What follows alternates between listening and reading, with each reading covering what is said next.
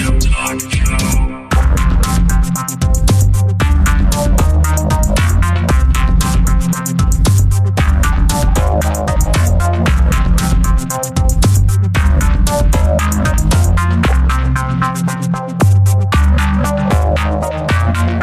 Visual Studio Talk Show. Bienvenue à une nouvelle émission du Visual Studio Talk Show. Le podcast, on discute d'architecture logicielle avec la plateforme Microsoft. Je m'appelle Mario Cardinal et avec moi, Guy Barrette. Hey, salut Mario, via Skype. Oui, ça va bien? Ça va super bien après un mois de rhume, de mauvaise grippe. En tout cas, ça fait du bien s'en sortir. Je sais pas pour toi, mais moi, je sais que, en tout cas, là, on est à quelques jours de la période des fêtes. C'est là, tu sais, c'est toujours, ça se bouscule, hein. 3 millions de choses à faire. Je sais pas si c'est comme ça pour nos auditeurs, mais on dirait que tout le monde arrive aux fêtes épuisé. Effectivement. Donc, c'est la vie, hein, faut croire.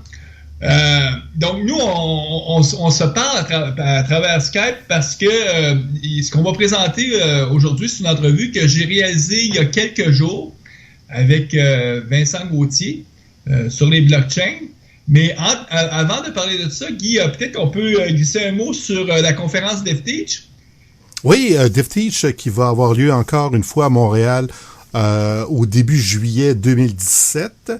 Et le focus de cette version-là de DevTeach a changé un petit peu. Avant, c'était une conférence Microsoft, donc la plateforme Microsoft, les langages, etc.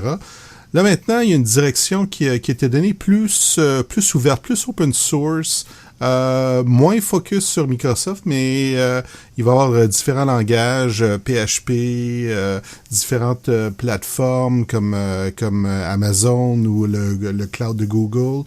Donc, DevTeach, s'ouvre. Et puis, l'appel aux conférenciers vient d'être ouvert. Fait que, moi, je m'occupe de la piste cloud. Mario, tu t'occupes de... La piste DevOps. OK.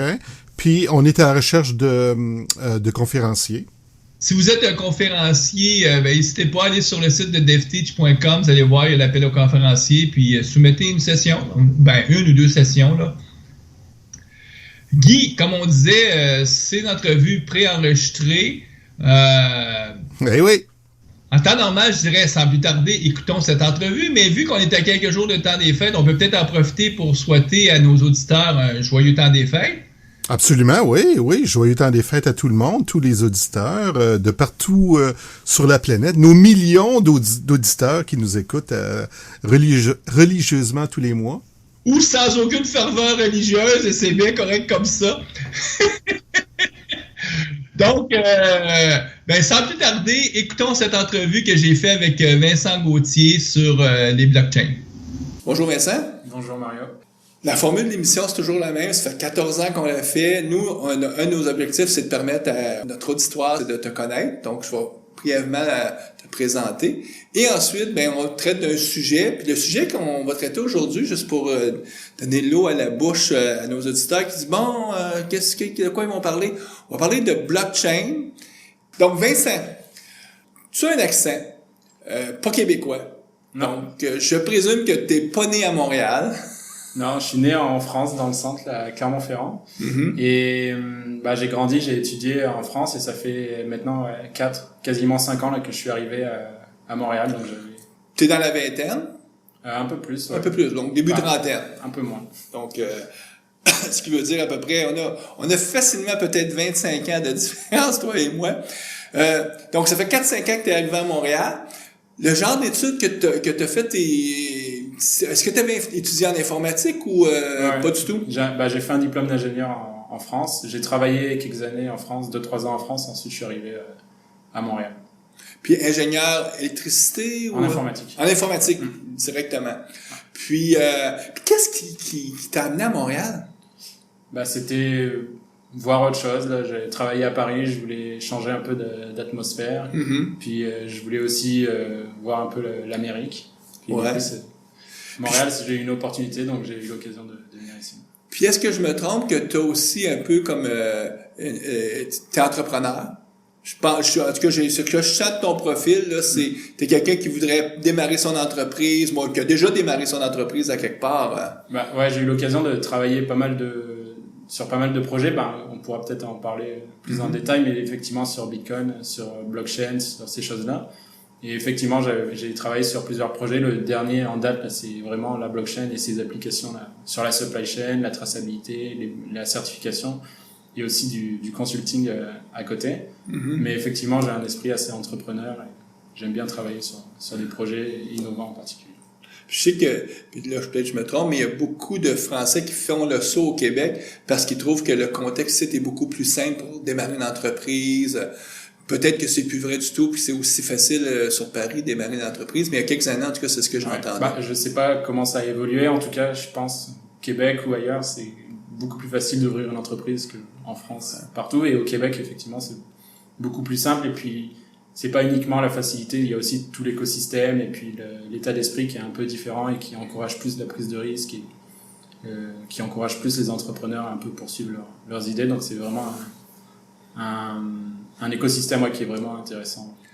Tu t'intéresses au blockchain, mais toi, tu t'intéressais au Bitcoin dès le début. Donc, il y avait la partie algorithmique, tout le défi informatique qui t'intéressait. Ouais, effectivement, moi, c'est vraiment la partie informatique et innovation à ce niveau-là avec la preuve de travail, cette idée de blockchain et vraiment cette idée de créer de la monnaie d'une manière décentralisée qui m'a attiré. Ensuite, effectivement, il y a d'autres aspects à Bitcoin qui étaient aussi intéressants, la partie économique, la partie financière, mais effectivement, moi, c'était plutôt vu mon background, ce côté-là qui m'avait attiré là-dedans. Mais ensuite, comme on aura l'occasion sûrement d'en parler, c'est un univers où il y a beaucoup de facettes. Ah, c'est un univers il peut devenir très complexe assez rapidement. Avec ton arrivée au Québec, tu t'es impliqué dans la communauté, donc tu as même créé une communauté autour du blockchain, qui est quoi, Blockchain Montréal, je pense, ça s'appelle? Ouais, simplement. En fait, avant ça, il y a eu, pas loin d'ici, il y a eu l'ambassade Bitcoin qui a été un des premiers hubs, en fait, mondial autour du Bitcoin. Je pense qu'ils ont organisé leur premier meet-up il y a 3 ou 4 ans maintenant. Du coup, moi, j'avais suivi ça, j'étais assez connecté avec cette communauté-là. On a fait pas mal de choses ensemble. Et plus récemment, effectivement, moi, je me suis lancé pour essayer d'organiser des meet-ups pour la communauté blockchain qui généralise un peu les idées de Bitcoin. Donc, avec d'autres gens là qui sont vraiment intéressés et passionnés par ces technologies, on a créé Blockchain Montréal, effectivement. Puis j'imagine, c'est vrai pour Montréal qui a un groupe Meetup. Mais si vous allez sur la plateforme Meetup, que vous soyez, je sais pas moi, dans le sud de la France ou à Londres ou n'importe où autour de la planète, il y a probablement une communauté autour du blockchain, ou en tout cas les gens qui s'intéressent, qui sont en train, si c'est pas déjà fait, de mettre en place une communauté Meetup. Je pense qu'on peut aller dans n'importe quelle ville du monde de taille à peu près moyenne et on va trouver un groupe soit lié à Bitcoin, soit lié à blockchain. En France, il y en a énormément, à Paris, je sais là. Mais effectivement, et souvent quand je vais dans d'autres villes à l'étranger, j'essaie de me connecter avec la communauté. Il y a toujours une communauté Bitcoin et blockchain et en général qui est très accueillante, très ouverte. C'est toujours facile de se connecter avec ces gens-là. Donc, on parle qu'il y a une communauté. Puis là, les gens disent, mais pourquoi une communauté autour du blockchain, initialement autour du Bitcoin? Bon, il va falloir y arriver, il va falloir en parler de qu'est-ce que c'est le blockchain. C'est parce qu'on parle ici d'une technologie, c'est une technologie qui pourrait être en anglais, on dirait disruptive, en français, comment on traduirait ça, ça serait disruptive. En tout cas, qui peut complètement chambouler, hein, c'est un beau mot français, chambouler beaucoup des systèmes qui sont en place. Donc, si on essaie d'expliquer qu'est-ce que c'est le blockchain. C'est ce qu'on disait avant, c'est pas toujours simple d'expliquer qu'est-ce que c'est le blockchain. Il y a, d'une manière générale, moi, comment j'aime l'expliquer d'un niveau assez haut, c'est, en fait, c'est une manière dans un réseau qui est distribué, décentralisé comme Internet par exemple, où on a des gens qui se connaissent pas, qui se font pas confiance, où on arrive à recréer en fait la notion de confiance d'une manière complètement décentralisée et surtout sans autorité centrale en fait. Donc c'est vraiment, la blockchain c'est ça, c'est arriver à recréer de la confiance sans autorité centrale dans un réseau décentralisé, donc Internet là par excellence. Et ensuite, une autre manière aussi de bien comprendre la blockchain, c'est de regarder son historique et en particulier de bien comprendre Bitcoin, parce que en fait tout vient de là. Sans Bitcoin, on serait pas en train de parler de blockchain. Tout à fait. J'avais lu quelque part qu'il y a quelqu'un qui disait faut remonter quasiment en 1600, tu sais la comptabilité à double écriture comme on connaît. Il disait essentiellement faut remonter là parce que ce que le blockchain met ou en tout cas change comme enjeu, c'est tous les gens qui sont en autorité pour documenter le transfert de biens d'une personne à une autre, par exemple. Donc, quand on voit qu'il y a un transfert économique, principalement, aujourd'hui, on fait une inscription dans un grand journal, puis et on demande à des organisations de venir vérifier le journal parce que, par exemple, on veut pas qu'il y ait de fraude et tout. Puis le blockchain, ce que ça met en lien, c'est que ces journaux-là, qui sont... Toutes les entreprises ont un journal, un grand journal, puis ça leur permet de faire leur bilan et tout. Le gouvernement a aussi un grand journal. C'est partout. Cette notion de transfert-là, quand autrefois j'achète un bien, si c'est un bien de valeur, par exemple, de grande valeur, une maison, ben je vais passer chez le notaire. Qu'est-ce que c'est, notaire? C'est quelqu'un qui va faire l'inscription officielle du transfert. Donc, est-ce que je comprends bien que le blockchain, ça pourrait remplacer toutes ces organisations-là officielles, les notaires, les comptables, qui sont responsables aujourd'hui de rendre officiels les transferts de biens. Et on pourrait maintenant, avec ce mécanisme, la technologie-là décentralisée, pouvoir faire tous ces transferts-là sans ces intervenants-là, sans ces tiers. Effectivement, c'est une des possibilités. Et ces gens-là, les comptables ou les avocats ou les notaires, commencent vraiment à s'intéresser à la question. Il y a 1 ou 2 semaines, l'Ordre des 6 pieds, les comptables du Québec a publié là, un article un peu qui incitait justement ses membres à regarder ce type de technologie et voir comment ça pouvait être à la fois une source de disruption ou des opportunités aussi pour eux ou pour les clients. Et effectivement, on a eu l'occasion de parler avec certains d'entre eux et c'est un sujet là qui les concerne vraiment. Donc c'est pas quelque chose qui va arriver du jour au lendemain, donc ça va être progressif. Donc ils ont l'occasion de voir venir, mais effectivement ils gardent ça en tête et quand on y réfléchit, surtout quand on regarde juste pour préciser là, parce que j'étais parti vraiment de haut niveau. Et quand on rentre un peu plus dans les détails, particulièrement dans le cas de Bitcoin, où effectivement la blockchain c'est cette idée de grand livre, de ledger, où on enregistre toutes les transactions qui ont jamais eu lieu et puis régulièrement on ajoute de nouvelles transactions. Donc effectivement cette idée où on peut le faire avec des transactions financières ou qui représentent de la monnaie dans le cas de Bitcoin, on peut la généraliser à tout type d'informations éventuellement ou tout type de données, donc ça peut être des contrats ou des choses comme ça. Prenons Bitcoin, parce que là, je me blesse dans la peau de mon auditeur là, qui doit se dire de quoi il raconte là. Donc, si on essaie de rendre ça assez concret, il va falloir prendre une instantiation d'un blockchain. On va prendre Bitcoin comme exemple, parce que c'est peut-être une façon plus simple de l'expliquer. En tout cas, la meilleure façon. C'est peut-être la meilleure façon. Donc, si on revient à qu'est-ce que c'est de la monnaie, grosso modo, aujourd'hui, on a une banque centrale qui émet des papiers, qui dit ça vaut $1 ou ça vaut $10. Puis tout le monde s'entend que tel papier, quand c'est écrit 10, qu'on va y reconnaître 10 € ou $10 par exemple. Puis il y a donc une autorité centrale qui va être l'émetteuse de ces petits papiers-là. Et on va s'assurer que les papiers, ce ne sera pas facile de les copier, d'en faire des copies. Puis c'est comme ça que la monnaie fonctionne. Et il y a des gens depuis longtemps qui disent est-ce qu'on pourrait faire la même chose de façon électronique? Et dans les dernières années, avec le Bitcoin, on a trouvé une solution qui est assez intéressante sans avoir besoin d'une espèce d'organisation centrale. Effectivement, c'est assez bien expliqué. En fait, c'est cette idée où c'est surtout depuis où on a vu l'apparition d'Internet, parce que dans le monde réel jusqu'à présent, on avait effectivement des papiers, le cash ou l'argent comptant, ou avec l'or avant, où l'argent on était capable de donner quelque chose et puis on l'avait plus en sa possession et quelqu'un d'autre l'avait. Mais quand on est arrivé à cette idée d'Internet, de monnaie électronique, où là on change complètement de paradigme et où l'information est duplicable à l'infini, comme on l'a vu avec les films ou la musique. C'est la puissance d'Internet. Internet nous a permis de dupliquer à presque zéro coût des médias. Donc, toutes les formes de médias électroniques, la musique étant le premier exemple qui a été dupliqué. Avec les blockchains, donc puis le Bitcoin, quand on fait une monnaie, on veut pas la dupliquer, on va en faire une seule copie qui va être la seule officielle. C'est l'inverse. C'est comme là, on trouve une façon, en utilisant Internet, de pouvoir créer une seule copie d'un item, puis dire que cette copie-là, c'est la copie officielle, puis personne ne peut en faire de copie. Donc, comment on fait ça avec Bitcoin? C'est ça, parce que la monnaie, c'est en partie la rareté qui va lui donner de la valeur.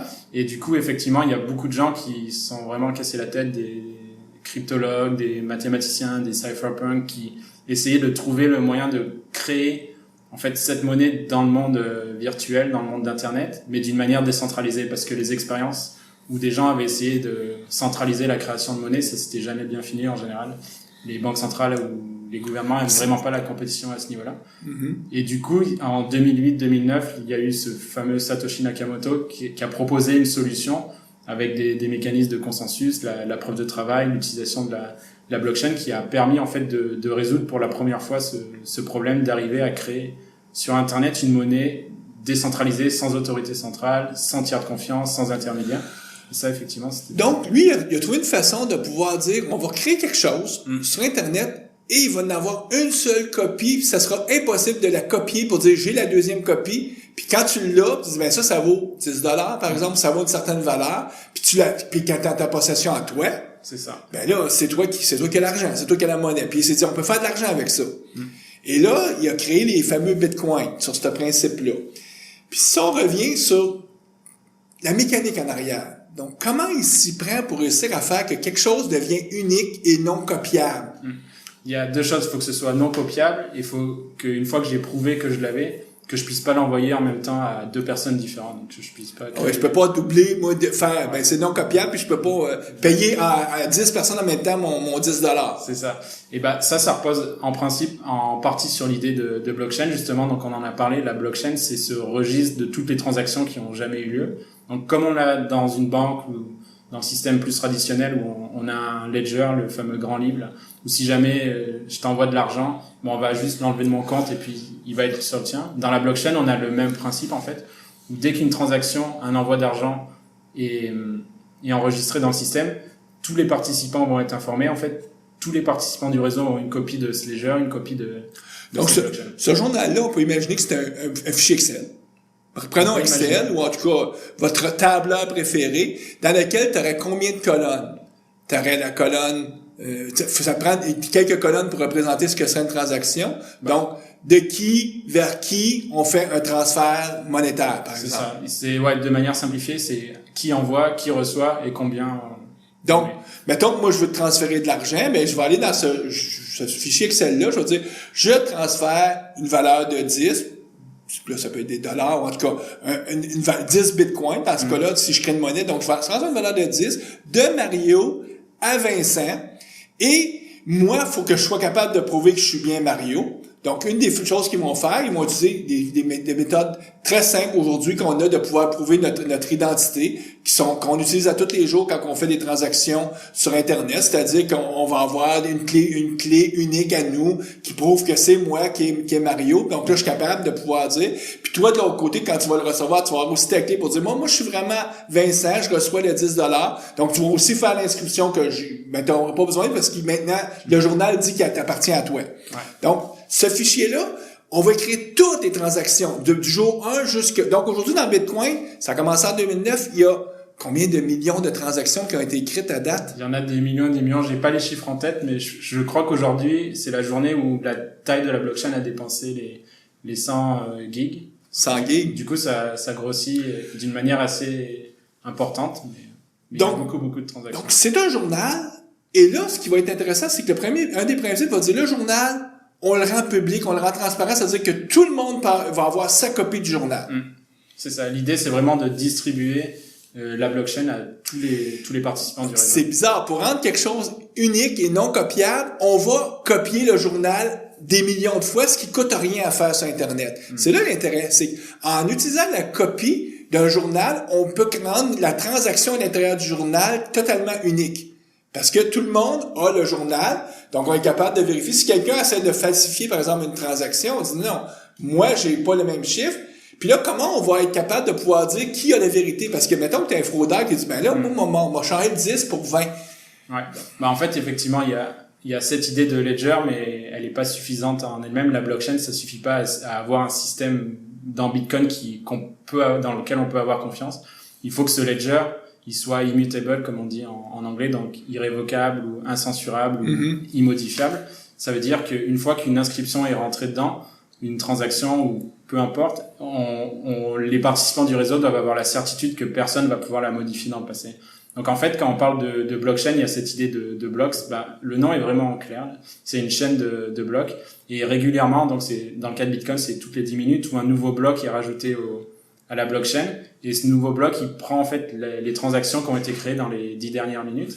Donc c'est comme si chaque bloc serait les dernières rangées du fameux fichier Excel qu'on y a rajouté dans le fichier Excel. C'est ça. Mais chaque bloc est lié cryptographiquement au précédent, de manière qui fait que déjà on peut pas créer un bloc dans le futur et aussi on peut pas modifier un bloc dans le passé sans modifier en fait tous les blocs qui suivent. Et il y a d'autres systèmes de minage ou tous ces mécanismes-là qui font en sorte que si jamais quelqu'un essaye de modifier un bloc dans le passé, il va être reconnu par le reste du réseau et puis sa chaîne va pas être acceptée par le reste du réseau. C'est le fait qu'il y a une chaîne parce qu'à un moment donné, tu peux dire, moi, retourner, 3 jours dans le passé, puis là, moi, tout changer les chiffres pour me transférer $1 million, $1 million de Bitcoin. Sauf que si je retournerais 3 jours dans le passé, la capacité de calcul que ça me prendrait pour changer toute la chaîne, ça me prendrait des milliards d'années de traitement CPU en prenant tous les ordinateurs de la planète. Donc, c'est techniquement impossible pour un individu de retourner loin dans le passé. Puis, à ce moment-là, on peut retourner quand même. Mettons que je prends la dernière transaction, puis là, j'essaie de la changer. Mais comment il empêche que on dit souvent avec Bitcoin, attendez au moins 10 minutes parce qu'après 10 minutes, vous êtes sûr que ce qui est inscrit dans le journal va avoir été propagé partout. Parce qu'il y a comme une fenêtre là, qu'il faut comprendre, c'est que vers la fin du grand journal, il est jamais tout à fait certain de ce que c'est la vérité vers la fin. C'est ça. En fait, ouais, une transaction, elle va être propagée au réseau quasiment instantanément. On parle de secondes. Ensuite, pour que cette transaction soit rajoutée à un bloc, en général, c'est un bloc qui est créé toutes les 10 minutes en moyenne. Donc, il faut attendre en général 10 minutes que la transaction soit rajoutée dans le bloc. Et souvent, ce qui est recommandé aux gens, c'est d'attendre 6 blocs pour avoir la certitude que notre bloc, ou qui est 6 blocs dans le passé, il sera plus modifiable. Parce que si quelqu'un essaierait de retourner 6 blocs dans le passé puis changer le bloc-là, donc changer les transactions dans ce bloc-là, ça lui demanderait des milliards d'années de CPU, donc c'est à peu près impossible qu'il retourne. C'est considéré comme impossible parce que non seulement ça lui demanderait énormément de calculs, mais il faut aussi garder en tête que la vraie chaîne, elle va continuer. Du coup, c'est une course qui est perdue d'avance, en fait. Où il va courir moins vite et puis les autres vont continuer de leur côté. Donc, c'est impossible à moins d'avoir des puissances de calcul inimaginaires qu'on puisse faire des choses comme ça. Donc, tout le monde ramasse le fameux journal.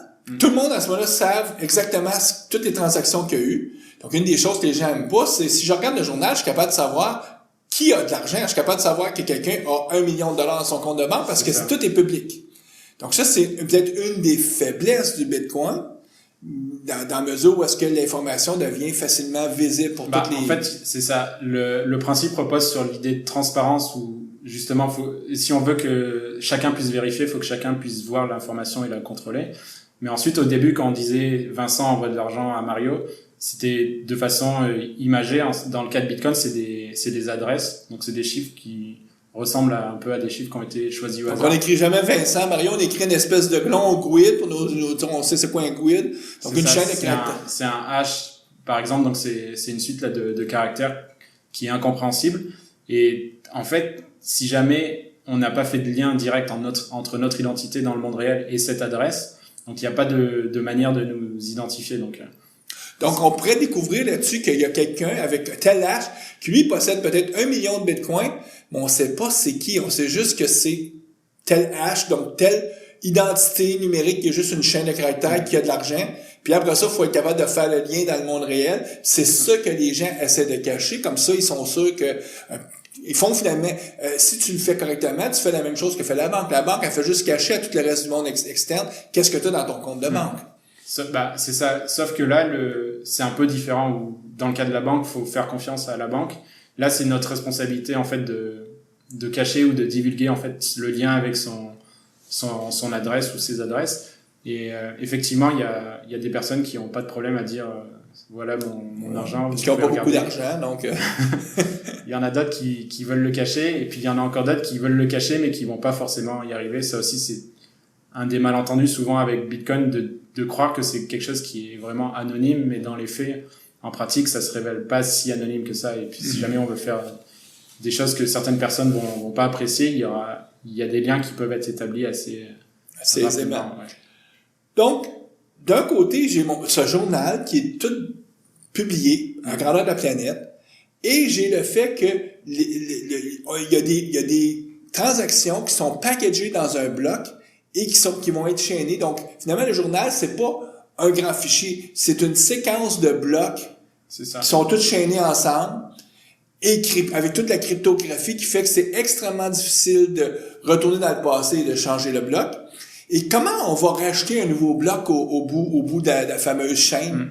Dans le cas de Bitcoin et dans le cas des blockchains qui utilisent ce qu'on appelle la preuve de travail, en fait, c'est les mineurs. Donc, c'est l'analogie un peu avec. Donc, si vous avez entendu parler de mineurs, là, les miners, qu'est-ce que c'est ça? Donc, grosso modo, les mineurs, eux autres, ils ont rien à voir dans le journal, tout ça. Ils autres, c'est des gens qui veulent juste trouver le puzzle, le travail. Ouais. Parce que la preuve de travail, c'est qu'on veut te faire trouver une réponse. C'est ça. En fait, Un défi. Ils participent à sécuriser le réseau et à rajouter les nouveaux blocs.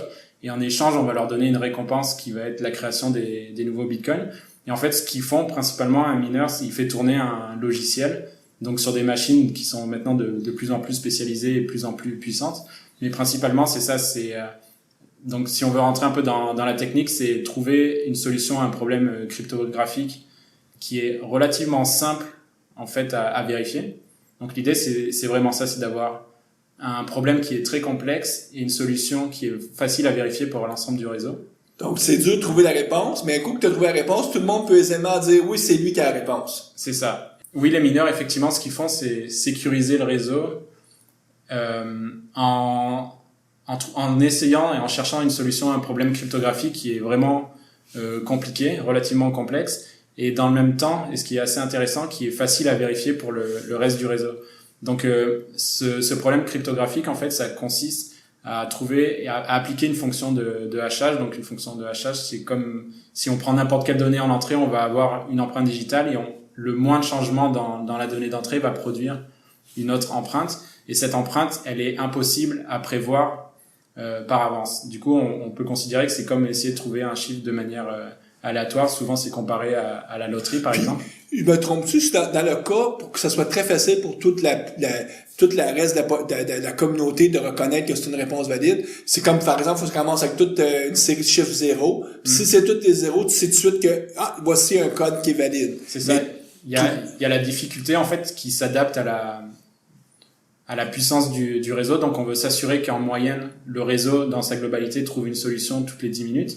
Et effectivement, la solution au problème, on veut que le hash du bloc, en fait, que toutes les données qui sont dans le bloc, plus ce nombre qu'on fait varier de manière incrémentale, on veut que le hash commence par un certain nombre de zéros. Et donc, le premier mineur qui va trouver le hash qui répond à cette solution va envoyer le bloc au reste du réseau.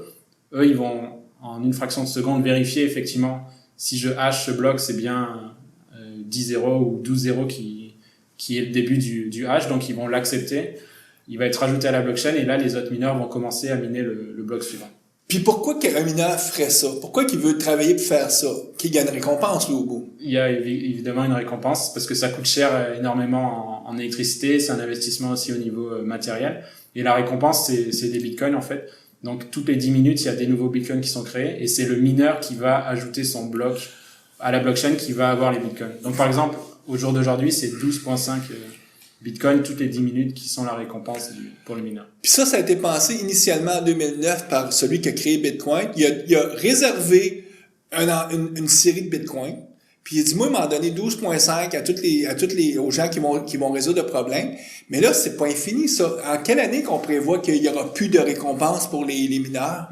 Ouais, c'est ça. En fait, ça n'a pas toujours été 12,5. Au début, c'était 50. Ensuite, en moyenne, tous les 4 ans, ça va diviser par 2. OK. Donc, c'était 50. Ensuite, c'était 25. Maintenant, depuis cet été, on est passé à 12,5. Donc, c'est une courbe, effectivement, qui tend vers 21 millions. Donc, c'est le nombre maximum de Bitcoin qu'il va jamais y avoir, ça va être 21 millions.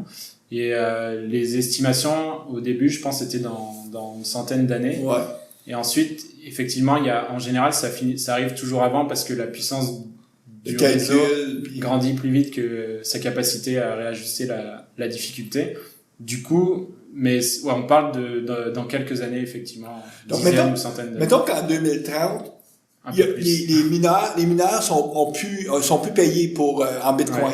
Pourquoi ils continueraient? Parce que s'il n'y a plus de mineurs, tout le système s'écroule. Donc, pourquoi les mineurs vont continuer à travailler en 2030 pour continuer à homologuer les transactions? Comment ça va fonctionner? Ouais, effectivement, les mineurs, ils jouent un rôle important. Il faut que, sur toute la durée de vie de Bitcoin, qu'ils puissent continuer à sécuriser le réseau. Et quand on parlait de nos transactions, on parlait du montant, mais il y a aussi, on rajoute un frais de transaction, en fait, et qui, lui, pareil, va directement dans la poche du mineur qui va ajouter le bloc à la blockchain. Donc, ça veut dire qu'aujourd'hui, tu peux soumettre une transaction, le coût est très petit parce que le mineur a des bitcoins en bonnie. Mais plus le temps va passer, la transaction que tu veux faire avec Bitcoin va te coûter de plus en plus cher parce que si tu payes pas assez cher, il y a pas de mineurs qui vont vouloir prendre ta transaction et la mettre dans un bloc. Ouais. Si un mineur, il doit choisir entre 2 transactions, il va toujours, en général, prioriser celle qui a le plus gros frais de transaction, donc la plus grosse récompense pour lui. Donc, puis essentiellement, ça c'est le principe du marché. L'offre et la demande s'équilibrent. Puis, donc, s'il n'y a pas de mineur, ben à un moment donné, toi, tu augmentes ton prix. Puis, à un moment donné, c'est trop élevé, ben là, tu dirais, oh, ça marche pas. Mais il y a toujours un équilibre qui se crée. Puis, il y a des mineurs là, qui vont, on présume qu'il va y avoir des mineurs qui vont être là encore dans 500 ans, dans 1000 ans, parce que le système va toujours s'équilibrer de cette façon-là. Puis donc donner un paiement intéressant aux mineurs pour qu'ils prennent du temps de CPU. Ouais. Effectivement, ouais. Le principe de Bitcoin, ça a vraiment été bien pensé en termes de théorie des jeux, d'incitatif.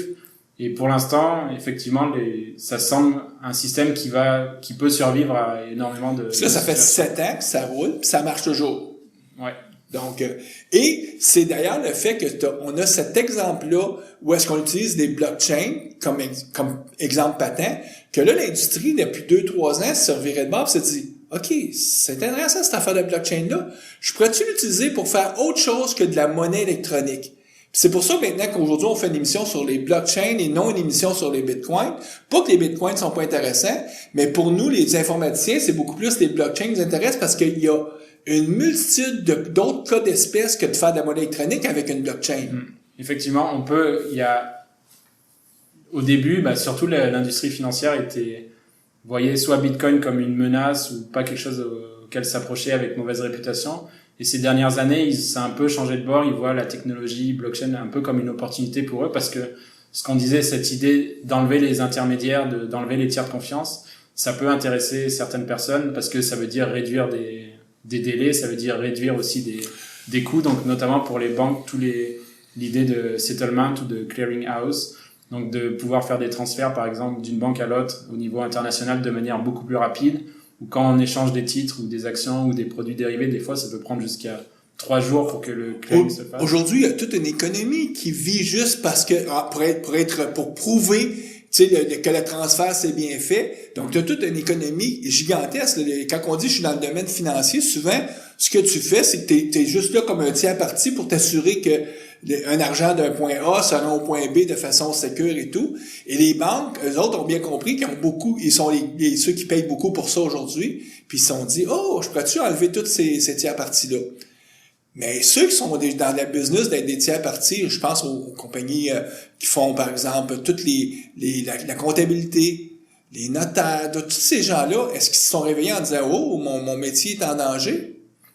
Certains d'entre eux, c'est pas une menace qui va arriver pas du jour au lendemain.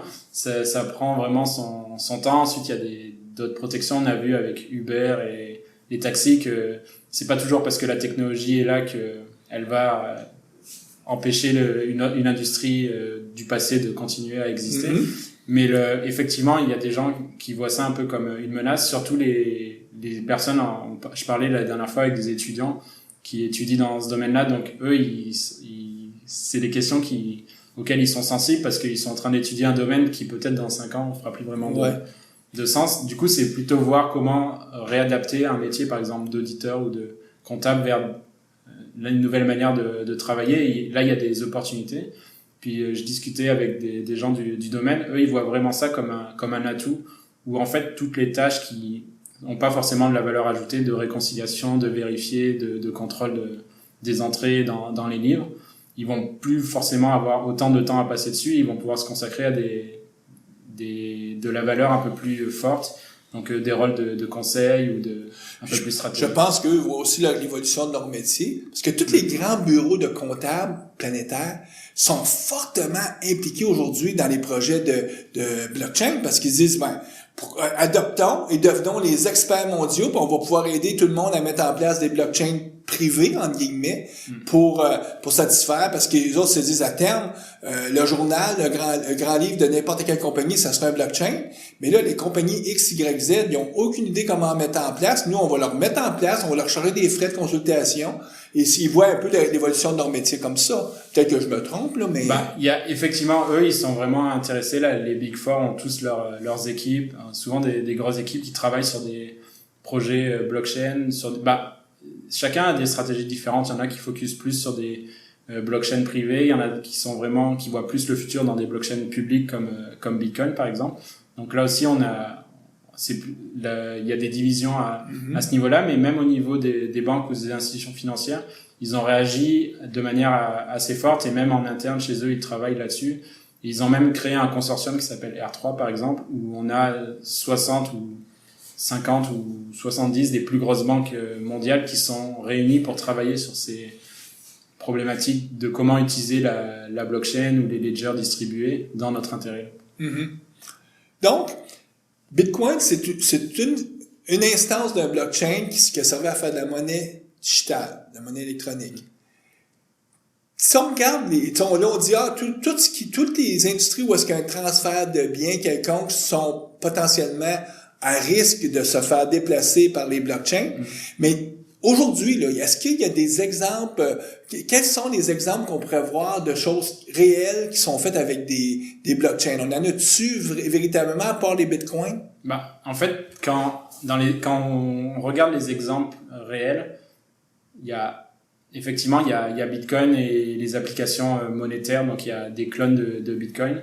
Donc il y en a énormément où c'est échanger et payer des choses, échanger de la valeur. Donc il y a beaucoup d'exemples dans le domaine monnaie électronique, ça c'est ça. Ensuite, il y a beaucoup d'autres personnes qui se sont intéressées à généraliser ça et à dire on va échanger des types les tokens qu'on va échanger vont représenter quelque chose d'autre. Ça peut représenter de l'or, ça peut représenter un titre financier. Donc là aussi, on est au niveau de la preuve de concept. Souvent, à ce niveau-là, il n'y a rien, à ma connaissance, qui est utilisé par beaucoup de monde à grande échelle.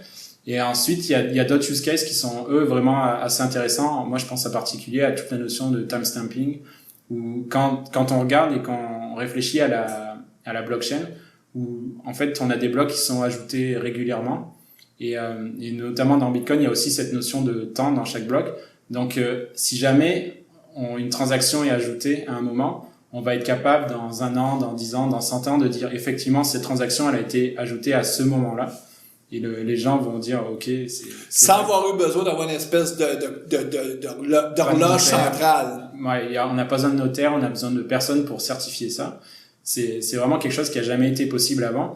Et du coup, en gardant ça en tête, on peut imaginer énormément de cas d'utilisation. Et il y a déjà des gens qui font ça, par exemple, pour dire cette idée, je l'ai eu le premier. On peut publier soit des petits mots en clair, soit on peut mettre des hash qui représentent une donnée plus grande et pour plus tard prouver effectivement qu'à ce moment-là, j'ai fait ça. Peut-être que je me trompe, mais il me semble que j'avais lu quelque part, par exemple, le droit d'auteur sur une chanson.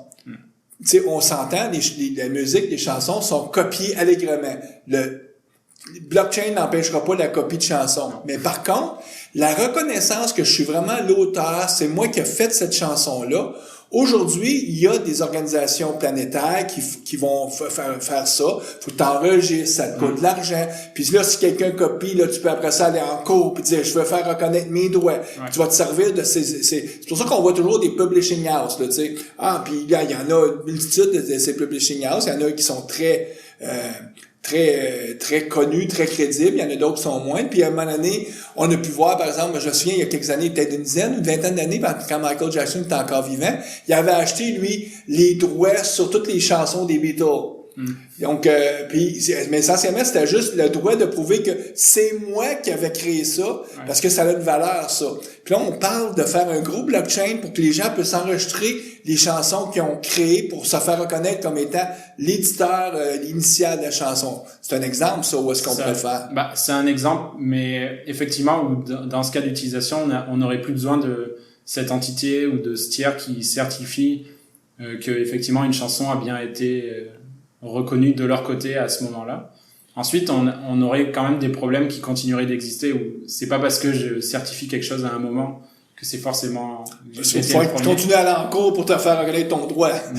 Mais par contre, effectivement, on n'a plus besoin de ce tiers de confiance et des coûts qui peuvent être associés. On pourrait, dans une blockchain, par exemple, chaque transaction, ça pourrait être une photo d'une œuvre d'art, puis là, tu dis, c'est moi qui ai créé cette œuvre d'art-là, puis t'as la photo, puis là, vu que t'as la notion de timestamp, vu que t'es le premier qui dit que t'avais fait ça, quelqu'un peut pas dire, hey, c'est moi qui l'a pensé 10 ans après. T'as la preuve, toi, avec le blockchain. Et effectivement, il y a des projets là qui travaillent là-dessus pour vérifier pour permettre à des artistes ou à des gens qui veulent prouver quelque chose de pouvoir le faire en utilisant la blockchain, en particulier la blockchain Bitcoin et cette propriété de vérifier que quelque chose a été fait à un certain moment. Mm-hmm. Et ensuite là, c'est assez intéressant parce que quand on rentre dans ce type de problématique, ça nous pousse aussi à réfléchir à la valeur de immutabilité qu'une transaction ou un événement qu'on ajoute à la blockchain. Comment on va considérer cet événement ou cette action comme irrévocable? Comment on va faire en sorte que tous les gens ont confiance que cet événement a bien eu lieu? Donc ça, c'est vraiment une technologie comme la blockchain Bitcoin, par exemple, qui permet, parce qu'il y a de la preuve de travail, il y a énormément, c'est un système qui est très coûteux, quasiment impossible à modifier, d'avoir cette confiance-là. Mais à condition que tu aies beaucoup d'utilisateurs du système. Parce que il y a toujours un principe que à la fin, quand tu as, mettons, plusieurs versions du journal, la règle, c'est de dire, je vais prendre 50 plus 1 de ceux qui ont, puis on va dire, c'est vous autres qui êtes gagnants, parce que, tu sais, si j'irais en cours, je dirais, regarde, on est 51 qui a cette version du journal-là, puis il y en a 49 qui ont cette version-là, c'est moi qui ai la vérité parce que je n'ai plus. Puis, mais si t'es juste, mettons, 100 personnes, là, si c'est 100 personnes, c'est toute ma famille, je peux peut-être comploter avec eux autres pour changer le journal. Donc là, il faut que tu aies un grand réseau, puis surtout avec des gens qui se connaissent peu, pour s'assurer qu'il n'y a pas de malformation, je sais pas si c'est le bon terme. C'est ça, ou de collision, ou des choses comme ça. Et effectivement, à l'heure d'aujourd'hui, il y a vraiment peu de blockchains dans lesquelles on a suffisamment de mineurs, suffisamment de preuves de travail pour avoir un grand niveau de confiance qu'il va pas y avoir de problème dans le futur. Donc on a Bitcoin, on a par exemple d'autres blockchains comme Ethereum ou comme Monero ou Litecoin qui eux aussi sont considérés souvent. C'est là où la place par exemple les firmes de comptabilité, eux ils vont se positionner, ils vont dire nous on va emmener de l'autorité en disant nous on crée une blockchain mais où il n'y aura pas de malformation parce qu'on est une espèce de certification d'autorité qu'il n'y a pas de malformation. Les banques aussi se disaient, on pourrait peut-être embarquer dans cette business-là, nous autres aussi en disant, on est crédible, on est une banque, on ne va pas juste garder votre argent, on va vous créer des blockchains à la demande. Puis là, il va avoir probablement une prolifération d'espèces d'organisations d'autorité pour où on va faire des blockchains de plus petites ampleur, mais où t'es presque sûr qu'il n'y a pas de collision. Ça, c'est ça. Là, on est plus dans l'idée de blockchain privée, du coup, qui est une idée qui est vraiment différente complètement de l'idée de blockchain publique ou comme Bitcoin, où là, effectivement, en général, c'est un plus petit nombre de participants qui souvent se connaissent, se font confiance un minimum. Et du coup, ils ont déjà une confiance qui existe a priori. Du coup, le consensus est plus facile à trouver entre eux, ils n'ont pas besoin de preuves de travail. Souvent, il n'y a pas cette notion de... Tu peux réduire de 10 minutes à quasiment instantanément, et puis surtout il n'y a pas de monnaie associée. Mais ensuite la contrepartie de ça, c'est que la valeur de ce ledger, et surtout pour les membres pour ces participants, on peut pas demander à des personnes de l'extérieur de leur faire confiance, parce que le ledger, si jamais ils se mettent d'accord, et ils peuvent se mettre d'accord assez facilement, il peut être changé.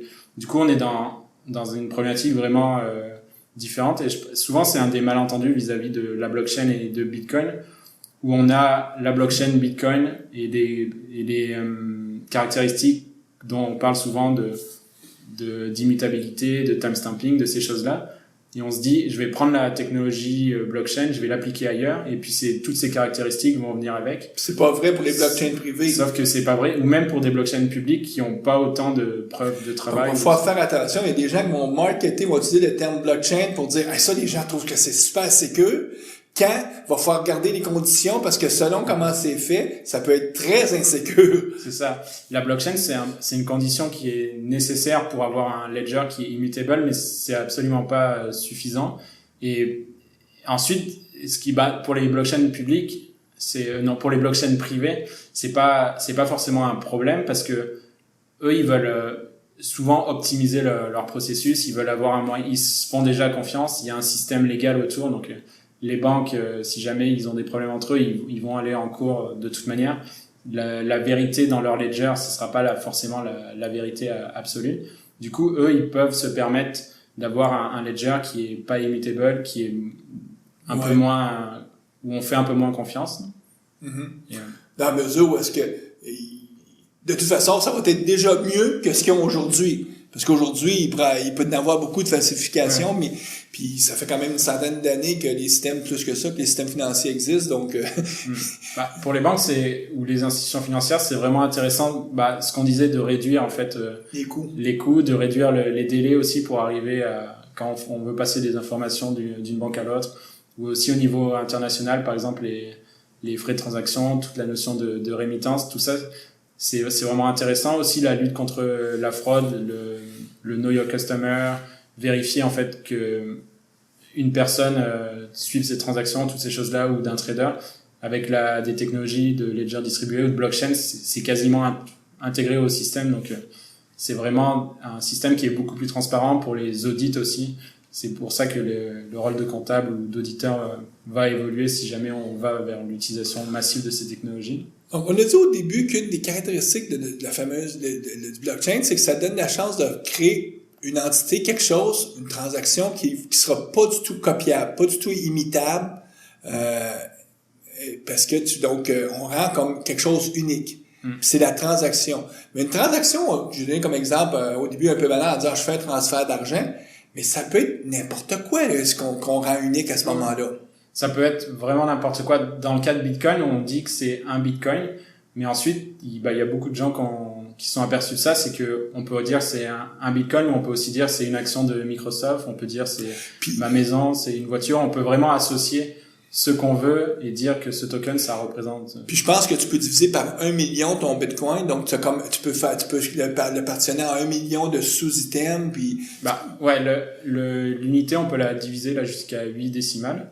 Mm-hmm. Mais en termes de transactions, on peut aussi en créer autant qu'on veut. Et ce qui est aussi intéressant, par exemple, dans le cas de Bitcoin, c'est qu'il y a des transactions où on va échanger de l'argent, mais il y a aussi des transactions où on va juste dire, on rajoute des données à la blockchain, par exemple. Donc, je vais pas envoyer de l'argent à quelqu'un, je vais juste envoyer un message, et c'est souvent cette particularité-là qui est utilisée pour toutes les couches supérieures à Bitcoin, où on va l'utiliser pour échanger des titres ou échanger des actions, par exemple. Donc, juste pour clarifier, les grandes catégories de blockchain qui existent, il y a le porte-étendard qui est Bitcoin, qui est la monnaie électronique qui existe. C'est une instance d'un blockchain qui roule depuis maintenant 7 ans, 8 ans. Il y a des gens à côté qui disent, hey, moi, le Bitcoin, je vais me créer d'autres journaux basés totalement identiques à Bitcoin parce que ça marche, mais pour X domaines. Puis donc ça, c'est une façon de faire. Puis là, on est vraiment dans le domaine public et tout, ce qu'on appellerait un blockchain public, maintenant. C'est ça. À côté de ça, à l'autre spectre complètement, tu as des blockchains privés où là, on va utiliser certaines des caractéristiques du blockchain, mais où on amenuise tout, puis là, on peut être juste, mettons, 10 joueurs on s'est créé un mini réseau, là, il peut y avoir différentes fraudes, mais dans la mesure où les joueurs se reconnaissent, puis qui sont, mettons, 10 banques entre eux autres, ils n'ont pas intérêt à commencer à se frauder. Donc, pour eux, ils pourraient utiliser de la technologie blockchain, mais pour d'autres besoins.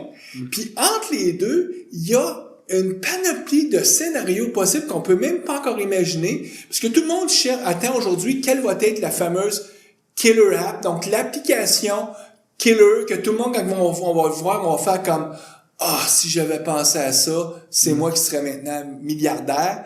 Puis on attend ça, on se dit que du blockchain, il y a quelque chose comme ça qui va émerger dans les prochaines années, puis il y a du monde qui dit oubliez ça, il y a rien qui va émerger, si ça avait eu à émerger, ça serait déjà arrivé. Mais on attend un peu ça de la technologie blockchain. C'est pour ça que The Economist fait des pages, les premières pages de leur revue en disant voici une technologie révolutionnaire, puis tout le monde en parle comme étant attention, il y a quelque chose de gigantesque qui s'en vient. Il y a un tsunami, mais on l'attend, mais on l'a pas encore vu.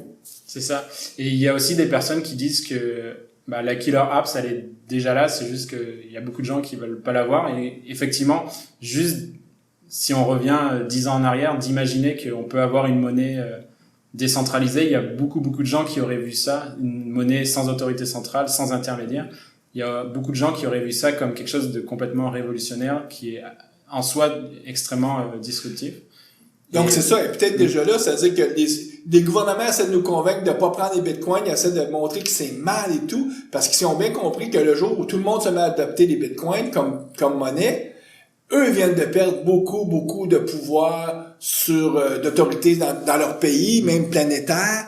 Puis c'est peut-être ce qui s'en vient, parce que les là... gouvernements ou les banques centrales, par exemple, dans les pays plus occidentaux comme ici au Canada ou en Europe, il n'y a pas vraiment cette problématique vis-à-vis des gouvernements, parce que la nécessité de Bitcoin se fait pas forcément sentir.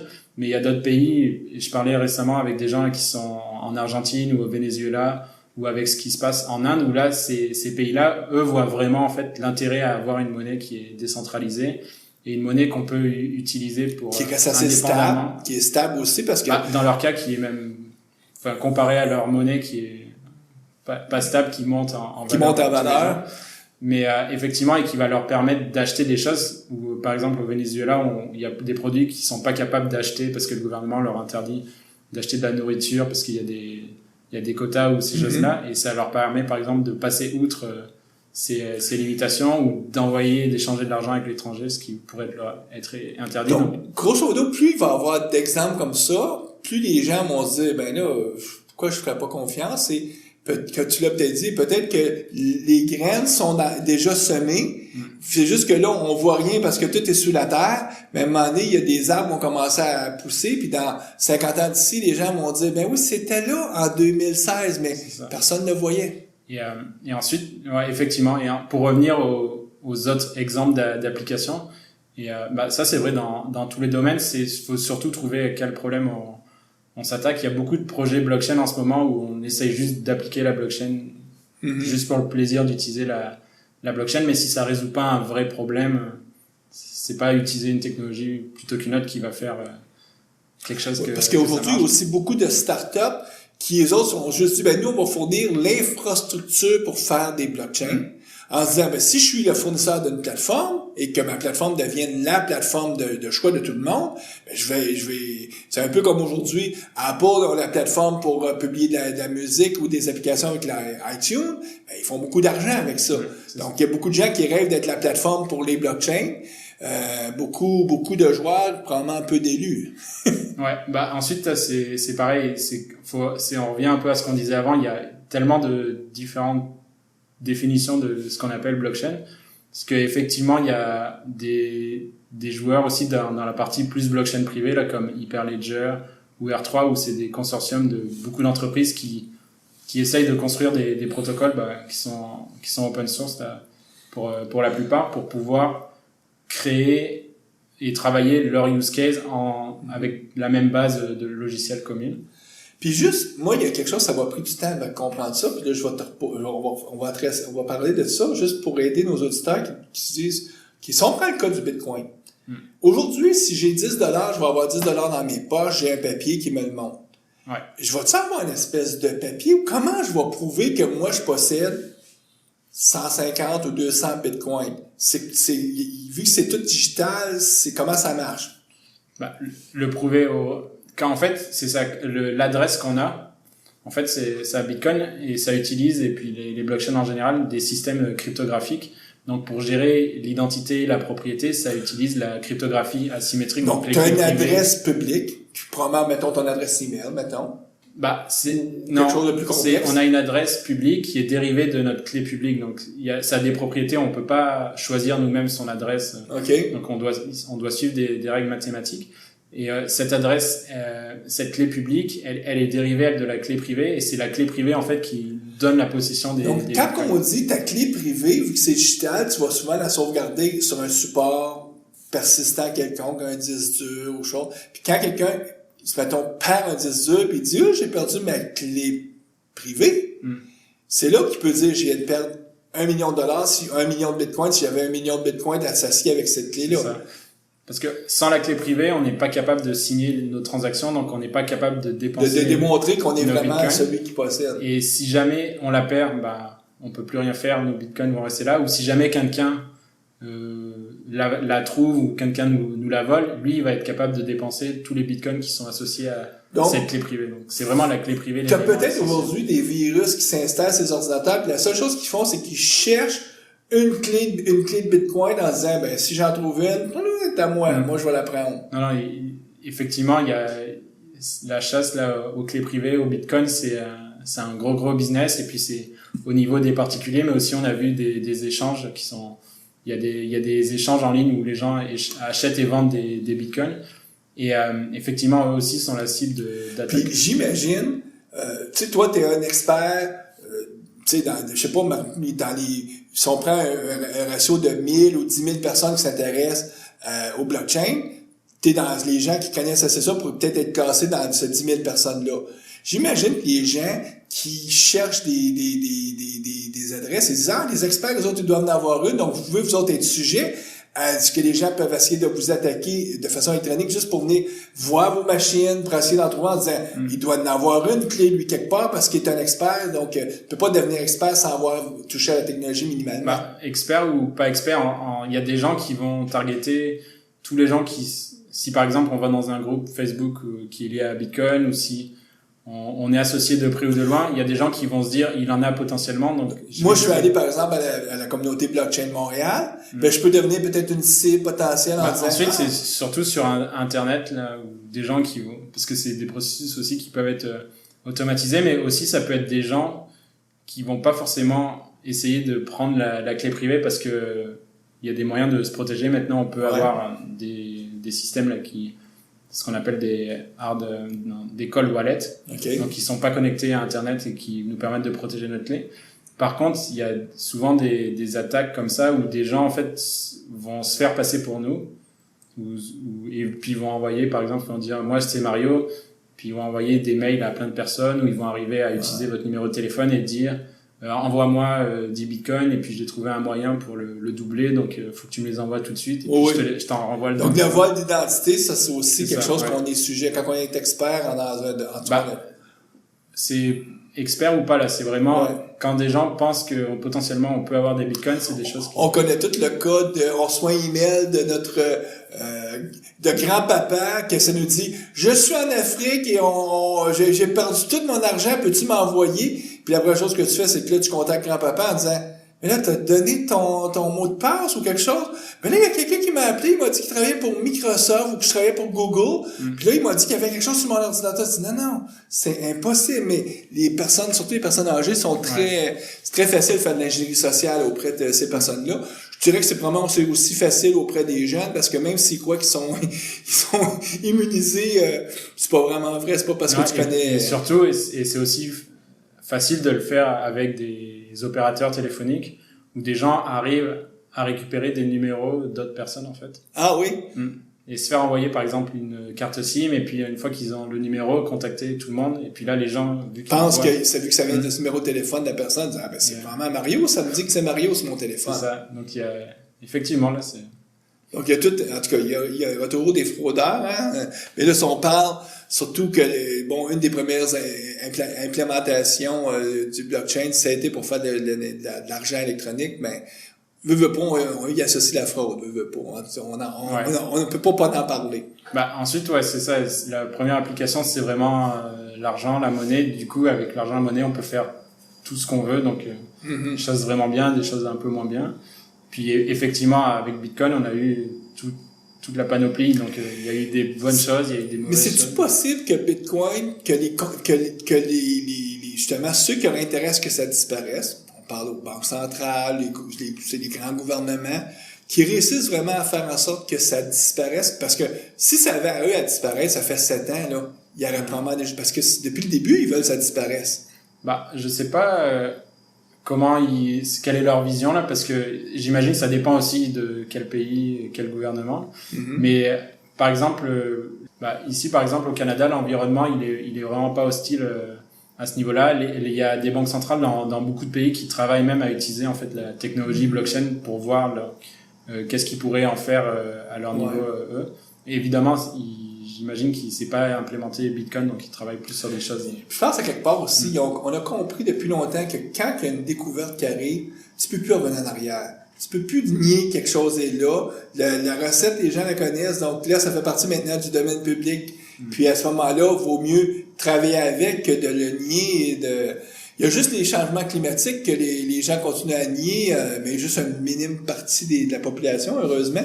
Mais outre ça, rapidement, les gens se rendent compte qu'ils sont mieux d'adopter et d'en tirer parti de façon le plus positivement que de juste essayer de l'ignorer. Oui, oui. On a vu, par exemple, là, pour le cas du piratage, que une attaque de front, c'est pas forcément de toute manière ce qui est efficace dans tous les cas. Donc, je pense qu'ils ont aussi appris à ce niveau-là, et puis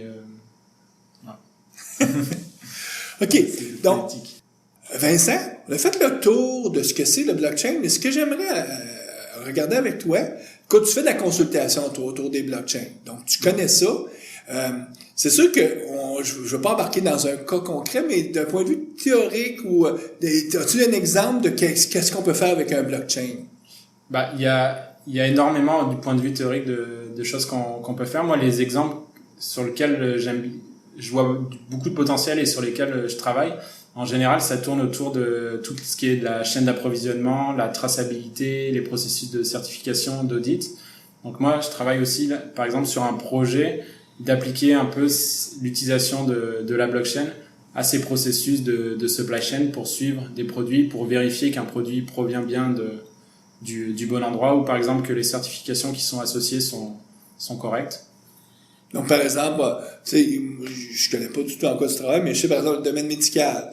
Eux autres, c'est très important de certifier. Puis, il y a beaucoup de secteurs industriels comme ça où il y a des applications où est-ce que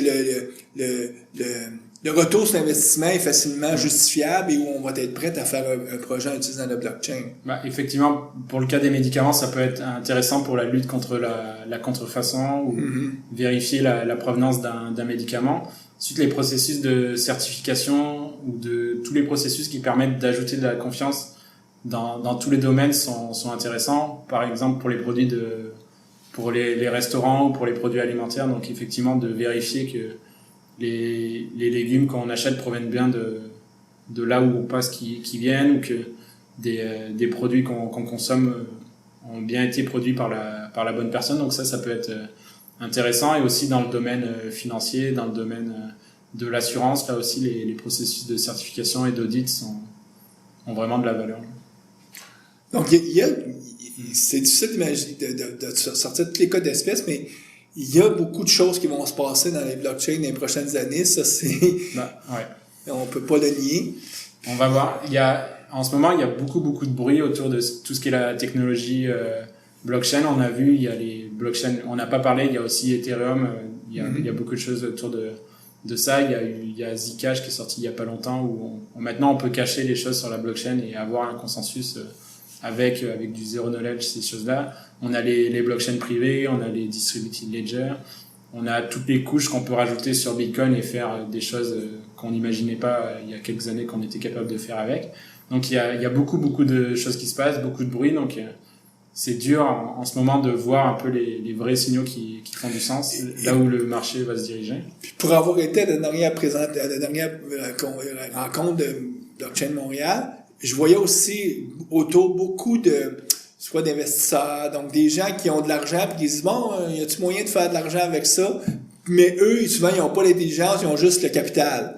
C'est quand même pas mauvais là, quand tu as le capital. Mais là, ils cherchent là, justement les brillants qui vont trouver des solutions pour justement les aider financièrement pour être en mesure eux autres aussi de capitaliser là-dessus. Non, il y a un gros intérêt, surtout dans le domaine financier là ces dernières années, c'est vraiment les institutions financières au début qui ont été les premiers à étudier cette technologie.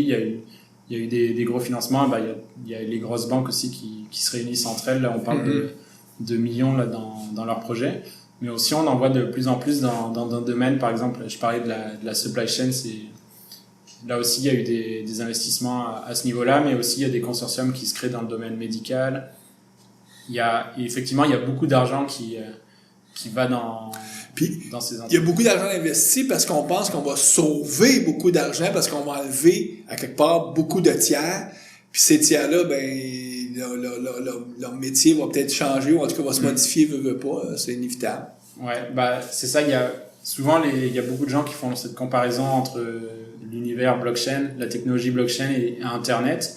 Et du coup, effectivement, il y a des gens qui veulent pas louper ça, donc ils vont investir dans beaucoup de projets, même si ça fait pas toujours du sens, mais juste par peur en fait de louper en fait le prochain Google ou le prochain. Donc ils vont peut-être avoir Amazon. Une bulle autour du blockchain, un peu comme il y a eu une bulle à la fin des années 2000 sur l'internet, puis les sites web, puis les gens annonçaient juste qu'ils feraient un site web pour vendre, je sais pas moi, des photos de chats, puis ils étaient capables de financer à des millions de dollars leur projet. C'était ridicule, mais Oui, là on est sûrement déjà dans cette bulle. Hein.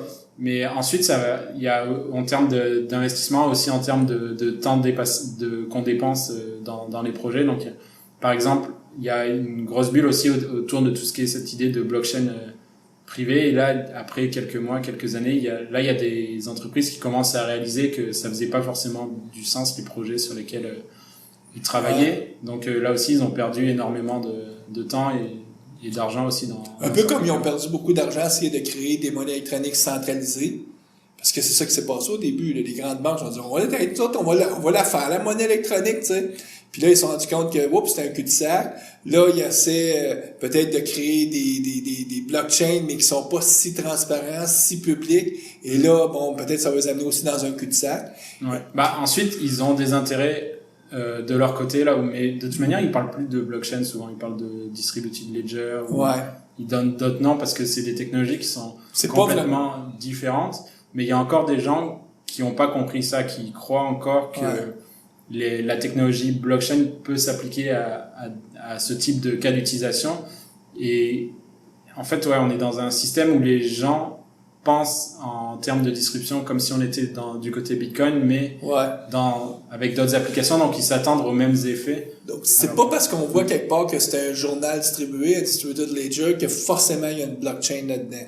Ça peut être juste un journal qui est distribué puis qui lui a ses propres mécanismes ça peut être une base de données distribuée comme il en existe depuis longtemps et avant Bitcoin. Tout à fait. Ouais.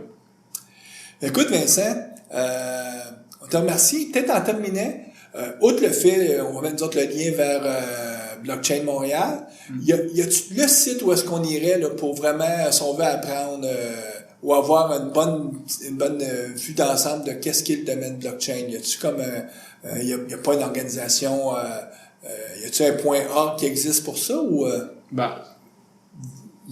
ça dépend ce qu'on veut voir. Pour la partie Bitcoin, il y a un bitcoin.org. L'information est vraiment facile à trouver autour de Bitcoin, même de blockchain en général. Moi, ce que je conseillerais pour des gens qui sont vraiment nouveaux, c'est vraiment de commencer là où tout a commencé, c'est-à-dire avec Bitcoin, donc de bien comprendre comment ça fonctionne. On a beaucoup parlé de la technique, mais il y a de la théorie des jeux. Il y a tout un système de consensus. Il y a beaucoup de choses de la cryptographie. En tout cas, s'assurer... Il y a beaucoup de choses. On a effleuré, nous autres, ce sujet-là parce qu'on voulait pas embarquer dans la poutine technique trop. Avec un podcast, c'est peut-être pas approprié. Et ensuite, il y a d'autres projets comme Ethereum ou pour les blockchains privées, il y a le projet Hyperledger, il y a le consortium R3. Donc ça peut être des pistes pour regarder, voir un peu plus, approfondir les choses. OK, ben, on te remercie. Merci à vous. Puis, on est à quelques jours de Noël. On te souhaite un joyeux temps des fêtes. Merci, joyeux Noël et bonne année aussi.